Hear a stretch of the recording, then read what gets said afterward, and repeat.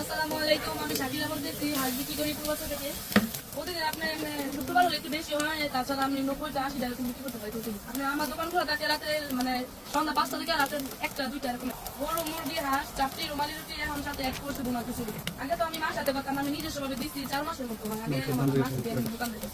ওরা বেচা বিক্রি আমি বুঝিও না, হিসাব করি না, ওরা আমার জামাইয়ের কাছে থাকে। আমি খালি বিক্রি করে এটা জানি যে তুই বিক্রি করতে পারি। হ্যাঁ, আলহামদুলিল্লাহ, যেমন আছে আলহামদুলিল্লাহ ভালো।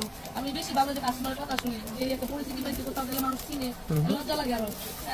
এই বয়সে যতটুকু পরিস্থিতি পাবো ভাবি নাই, যে আলহামদুলিল্লাহ অনেক ভালো আছে। সবাইকার বাস আমার এখানে সেটা দেশি হাঁস, দেশি পাতি হাঁস লাকড়ি চুলা রান্না করি। এইটাতে 30টা হাঁস আছে, এটা করে আবার আরেকটা করে বসাবো, ওটা 30 টাকা।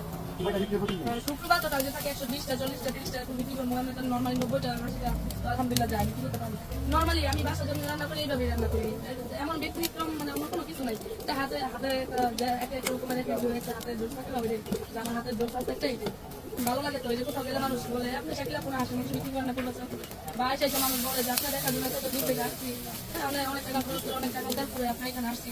এই ব্যাপারগুলো ভালো লাগে। কিছু বলি না, তখন চুপ করে থাকি, কিছু বলার ভাষা নাই। তো যে এত দূর থেকে মানুষ যে আসে, গতকালে কক্সবাজার থেকে আসছিল, ট্রেন থেকে আসছিল।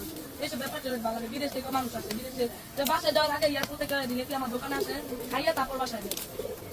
ছোটবেলা থেকে একটা কনফিডেন্স ছিল যে আমি যেরকম টাইপের, যে আমি সহজে মানুষের মন জয় করতে পারি আমার কথা দিয়ে, বা আমার কথা সবাই পছন্দ হয়, যে আমার কথাগুলো ভালো লাগে। হ্যাঁ, আমি একদম যেটা আমি বাস্তবে এরকম ক্যামেরার সামনে বলি বা এমনি বলি, ওটাই বলি। মিথ্যা কোনো কথা বললে এই লেগে মনে হয়েছিল যে কিছু একটা করতে পারবো।